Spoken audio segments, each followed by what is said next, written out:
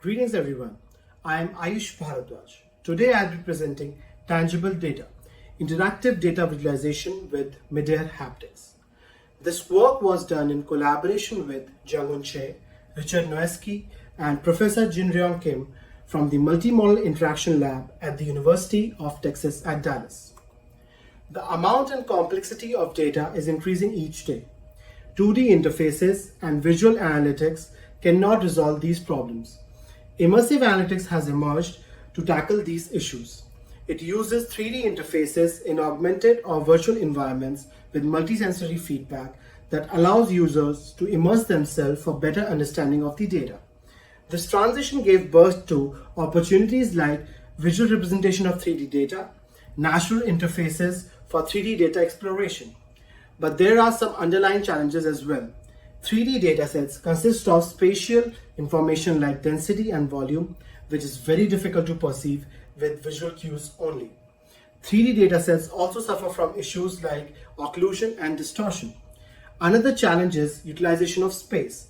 It is very important to maintain the right size and location of datasets. Tangible interaction using haptic feedback enhances immersion and provide additional information using tactile channels.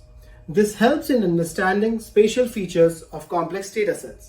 Haptic feedback is used in data visualization as kinesthetic and vibrotactile approaches. In kinesthetic approach, force feedback is provided using phantom omni arm, but this technique has limited degree of freedom. In vibrotactile based approach, feedback is provided using handheld devices like VR controllers or tablets. But this limits the tangible interaction as the feedback is not provided on the bare hands.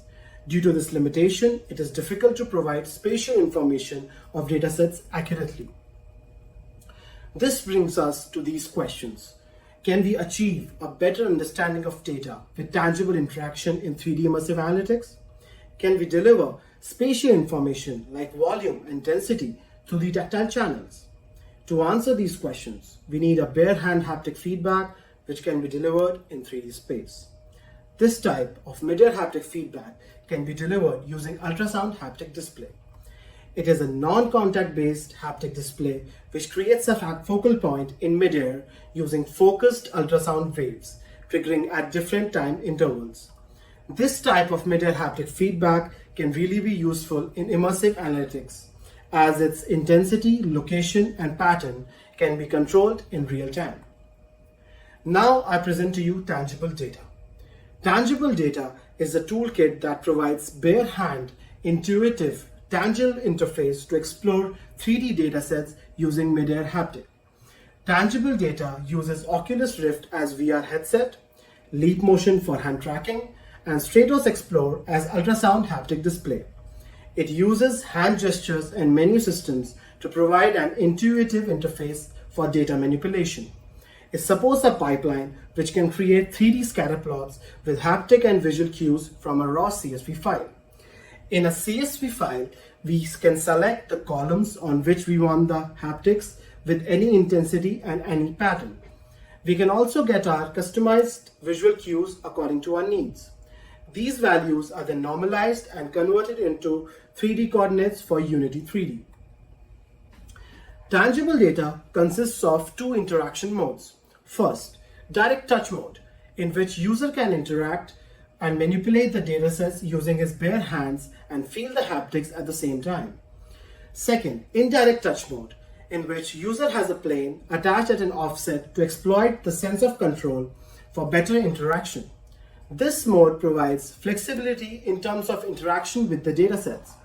Users can explore either a large, small portion of the dataset according to its needs by adjusting its size and offset of the plane from the hand. We implemented 3 data encoding techniques with haptics to provide complex and spatial information about 3 datasets. First, density of clusters. Due to occlusion, it's difficult to understand the density of clusters in 3D scatter plots. So we mapped individual data points as haptic sensation sources with an intensity that is dependent on the density calculation.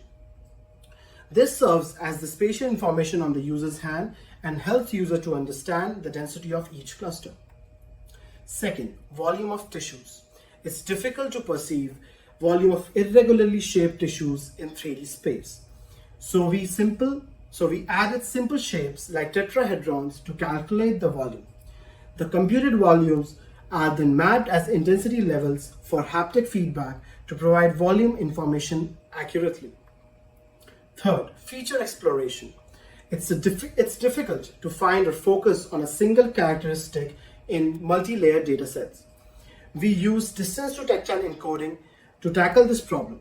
The distance to tactile encoding is a technique that provides distance information through tactile channels. Stronger haptic sensation implies that the target is closer. Weaker sensation suggests that the target is farther. User study 1. Performance of mid-air haptic feedback. This study was designed to understand the effect of mid-air haptic feedback on occlusion problems under noisy conditions. We recruited 16 participants for this task with a mean age of 25 years. We conducted this experiment in 2 modalities, pure visual and visual plus haptics, and under 2 noisy conditions, high and low. This was done for 8 repetitions. The task was to find the highest density cluster among the 5 clusters as fast and accurately as possible. We recorded the completion time and answer of each participant for result analysis. Results clearly show that visual plus haptic condition delivered higher accuracy in both conditions, and noise was a significant factor with respect to cluster identification accuracy. In terms of completion time, participants took less time in visual plus haptic scenario, and noise was not a significant factor with respect to completion time, which was an interesting finding. We collected some subjective responses as well from the participants. They were collected in the 2 areas. First, understanding the densities of cluster. Second, overcoming the problem of occlusion. Visual plus haptic condition was preferred in both density and occlusion, and modality was a significant factor. User study 2, effect of spatial position offset. The study was designed to identify the strengths and weaknesses of direct and indirect interaction modes. We recruited 16 participants for this task with a mean age of 26 years. The study consisted of 2 tasks. Task lungs, find the biggest cancer tissue in the human lung dataset. Task scar, find the scar in human head dataset consisting of 3 layers: skin, muscle, and skeleton. Study was compared among direct and indirect interaction mode with 8 repetitions. We recorded the completion time and answer of each participant for result analysis. In task lungs, direct touch mode performed better in both accuracy and completion time. In task scar, indirect touch mode performed better with respect to completion time, but the accuracy was comparable among both modes. After examining the results of both the experiments, we found that bare hand interaction with mid-air haptics helps in understanding complex 3D datasets. Tangible interactions mitigates the problem of occlusion and improves accuracy and efficiency.